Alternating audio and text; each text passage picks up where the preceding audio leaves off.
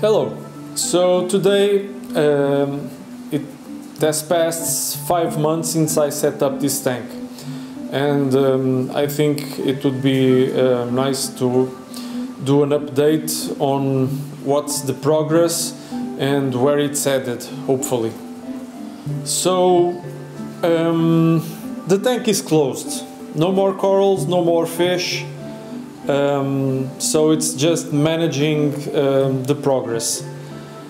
The things, looking at it and thinking about that this tank is only 5 months old, I find it hard to believe. And I'm not talking about how mature the tank looks, but because of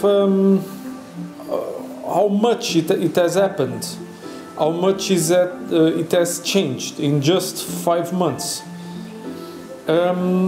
So let's start by taking a look at the sump.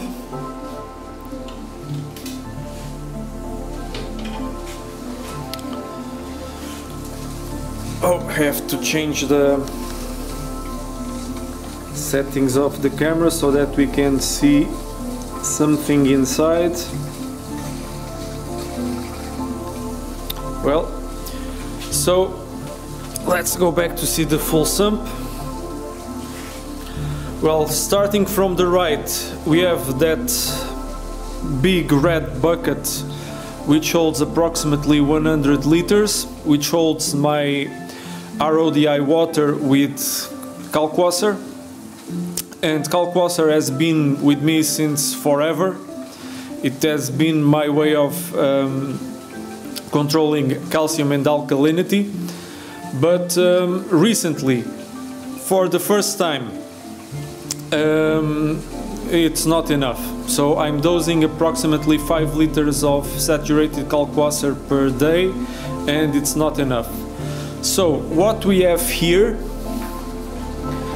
is, you can see here, it's a calcium reactor, and it's not been here for long, and I'm still trying to find my way to deal with it. This is a bubble magus, and the problem I have with it is that if I have a reasonable effluent out of the calcium reactor, it concentrates too much gas inside the chamber, and we get what we can see here, lots of bubbles. And it's a bit noisy. Although with the cabinet closed it's not too bad, but it's not nice. And the only way to reduce it is to dramatically increase the effluent to over 150 milliliters per minute, which is a lot. A strange thing is that it seems that no matter what I do to the calcium reactor, I always seem to find immediately a way to balance the tank, which is strange. So right now I have 38 bubbles of CO2 per minute, and I think 100 milliliters of effluent, and the tank is balanced at 10 DKH. Today I did some testing, so DKH was at 10, the calcium was 450, magnesium is still very high due to a bad batch of salt from Aquaforest, which made my magnesium skyrocket. Since then I changed salt to the Tropic Marine Pro. And in terms of nutrients, right now phosphates were a bit too high, 0.17, and I'm going to use tomorrow lanthanum chloride to bring it down, and phosphates were around 10, and they've been approximately there, stable. I added some ceramic media recently to hopefully to help to bring it down through anaerobic bacteria settling there, but these things take time. I think it will take maybe a couple of months at least before I start to notice anything. Today was a day to clean the skimmer, so the skimmer club is clean. I just cleaned it a few minutes ago. Right here on the side, On the left we have the controller for the return pump, which is a Jabao DCP 10,000, and right next to it with the green meter it's the skimmer pump, which is also a Jabao pump inside that skimmer, which is an obscure brand called WO, with an exclamation mark at the end. And when I was looking to buy a skimmer for this tank, it appeared in a promotion and I simply got it. And it does a very good job. Very happy with it. On this side is the refugium, and we can see there's one of those black box lighting the refugium. And so it's reef light, it's not lighting to grow algae. And that suits me because there in the refugium is mostly anemones. Right now, because it's in an opposite cycle to the tank, the refugium light is off. I also have a UV, a 55 watt UV from Jabao running, and I also think that it's what is helping to bring some clarity. And speaking about clarity, let's get the camera settings to a more adequate level for the light in the aquarium. And the water is also always pretty clear, and I think it's a combination of the effect of the UV and probably also the oxidator. Everything in terms of corals is doing fine, with I think two notable exceptions. One of the exception is this Acropora over here. I think is a tenuis Acropora, which is right now with a bit of algae around it, but I don't think it has grown 1 millimeter since it got in the tank. It's been there like that forever. And this is a battle going on right there underneath that plastic bottle with holes. There's, not sure if the camera can get it, there's a Trachyphilia, and it's protected from the two heraldi angels because there's no way. I tried to give time for them to adjust to the life in the tank, but it's a lost battle. They can't coexist. So I am still deciding if I'm going to keep the Trachyphilia in the refugium or find a new home.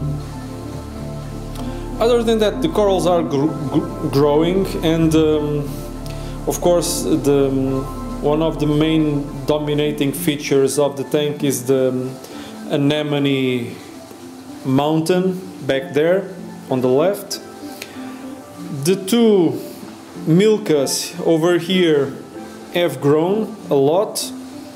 There's one here and one over here, and right behind it there's green slimer, an Acropora, which I hope will grow a lot, and it has grown. It has lots of new branches and it's growing very fast.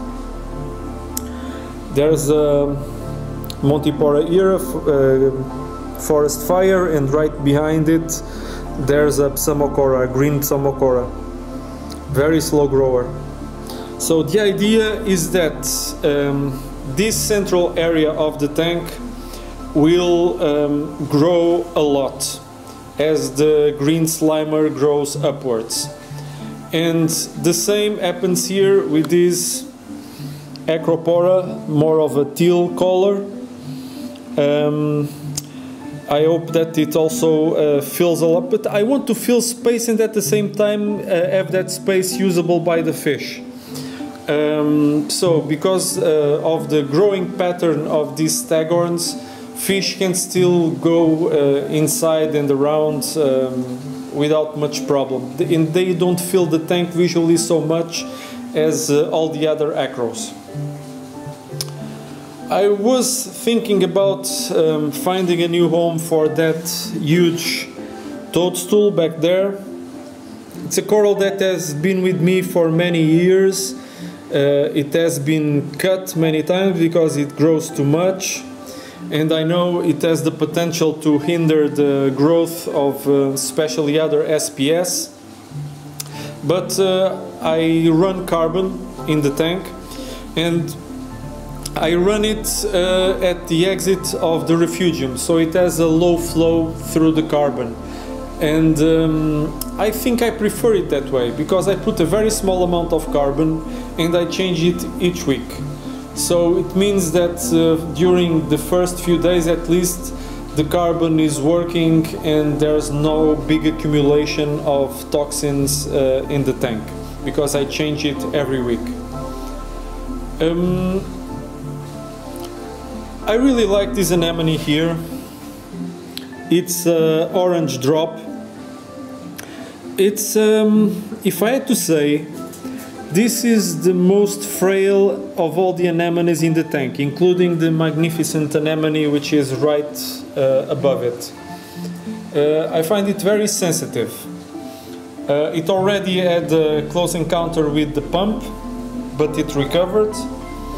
It was already a huge anemone, now it's medium size, and I think now it's on the path to grow to be possibly even bigger than the Magnifica.